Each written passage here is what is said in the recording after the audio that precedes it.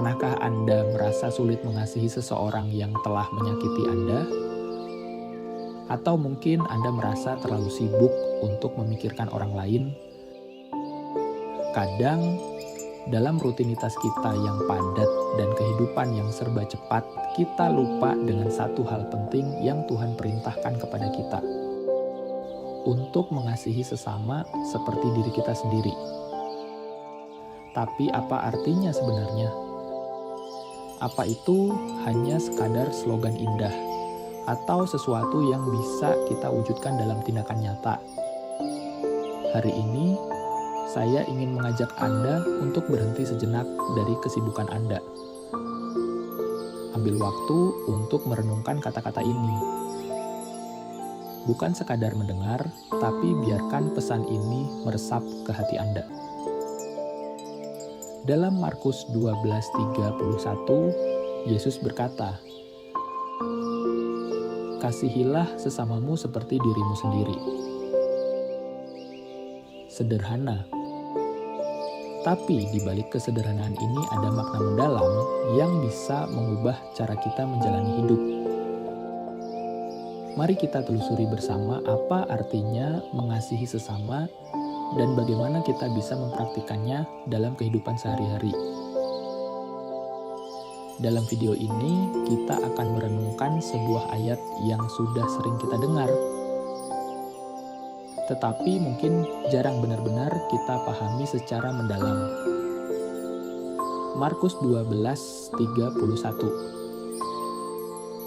Ayat ini berbunyi, "Kasihilah sesamamu seperti dirimu sendiri." Saya percaya Tuhan memberikan ayat ini bukan hanya untuk kita baca, tetapi untuk kita hidupi. Sebab ayat ini mengandung kekuatan besar yang bisa membawa perubahan luar biasa dalam hidup kita dan orang-orang di sekitar kita. Ayat ini adalah bagian dari jawaban Yesus ketika seorang ahli Taurat bertanya kepadanya, "Hukum manakah yang paling utama?" Yesus menjawab dengan dua perintah utama. Mengasihi Tuhan dengan segenap hati, jiwa, pikiran, dan kekuatan. Serta mengasihi sesama seperti diri sendiri. Dua hal ini tidak bisa dipisahkan. Kasih kepada Tuhan harus terwujud dalam kasih kepada sesama. Saya tahu, kadang ini tidak mudah. Bagaimana kita bisa mengasihi orang yang sulit dikasihi?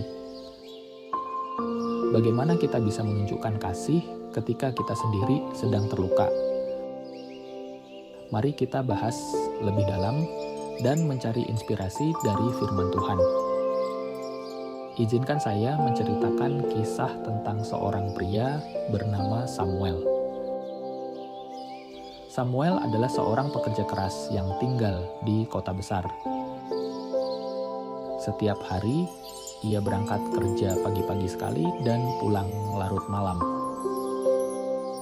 Hidupnya penuh dengan kesibukan, dan ia sering merasa lelah. Suatu hari, dalam perjalanan pulang dari tempat kerja, ia melihat seorang pria tua duduk di pinggir jalan. Pria itu tampak kelaparan dan kedinginan. Samuel berhenti sejenak dan berpikir, "Haruskah aku membantunya? Tapi aku juga lelah. Aku punya keluarga yang menungguku di rumah." Ia hampir saja berjalan pergi, tetapi ada suara kecil di hatinya yang berkata, "Apa yang akan Yesus lakukan jika dia berada di tempatmu sekarang?" Pertanyaan itu menggema di benaknya. Samuel tahu jawabannya. Ia tahu bahwa Yesus tidak akan berpaling. Dengan dorongan kasih yang tulus, Samuel mendekati pria itu, memberikan makanan yang ada di tasnya, dan menyerahkan jaketnya untuk menghangatkan pria tersebut. ketika pria itu menatap Samuel dengan mata penuh rasa syukur, Samuel merasakan sesuatu yang tidak pernah ia rasakan sebelumnya. Ia merasakan damai yang luar biasa. Dalam momen itu, Samuel menyadari bahwa mengasihi sesama bukanlah beban, tetapi sebuah anugerah. Ketika kita memberi dengan kasih, kita tidak kehilangan apa-apa. Sebaliknya, kita mendapatkan sesuatu yang jauh lebih berharga, sukacita yang berasal dari Tuhan. Cerita Samuel ini sederhana, tetapi mengandung pelajaran yang begitu dalam.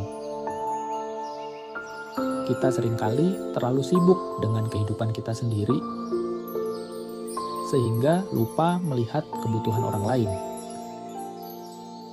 Tetapi kasih sejati adalah tentang keluar dari zona nyaman kita untuk melihat orang lain dengan mata penuh kasih seperti Yesus melihat kita. Sahabat, mari kita refleksikan sejenak apa artinya mengasihi sesama seperti diri sendiri.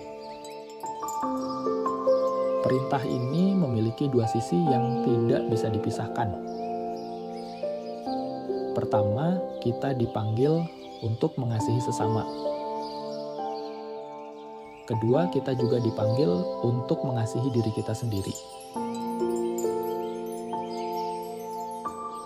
Mengasihi sesama berarti melihat mereka sebagai ciptaan Tuhan yang berharga, sama seperti kita. Itu berarti memperlakukan mereka dengan hormat, memberi mereka apa yang mereka butuhkan, dan menunjukkan kebaikan kepada mereka. Bahkan ketika itu tidak mudah. Tetapi untuk bisa melakukannya, kita harus mulai dengan mengasihi diri kita sendiri.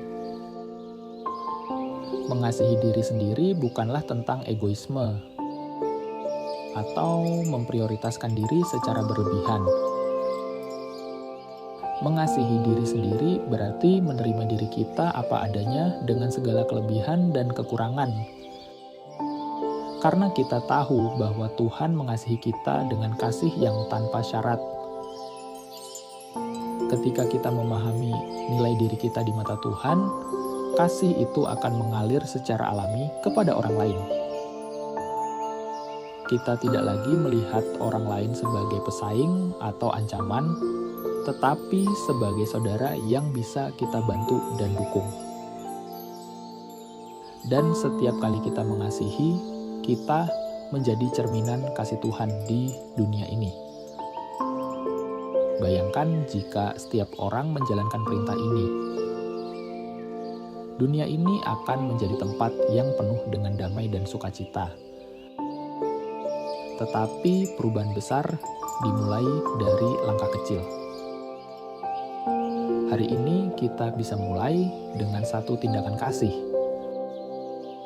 Mungkin itu berarti memaafkan orang yang telah menyakiti kita, membantu tetangga yang sedang kesulitan, atau sekadar mendengarkan seseorang yang membutuhkan teman. Tidak ada tindakan kasih yang terlalu kecil di mata Tuhan. Sahabat, apa yang bisa kita lakukan hari ini untuk hidup sesuai dengan Markus 12:31? Mungkin Anda sedang menghadapi situasi yang sulit.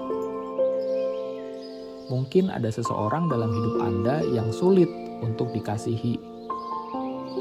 Ingatlah, Tuhan tidak meminta kita untuk melakukannya dengan kekuatan kita sendiri. Dia memberikan Roh Kudus untuk memampukan kita. Ketika kita merasa lemah, kita bisa datang kepadanya dan meminta kekuatan. Ingat, kasih yang kita berikan kepada sesama adalah refleksi kasih Tuhan kepada kita. Dan setiap tindakan kasih, sekecil apapun, tidak pernah sia-sia.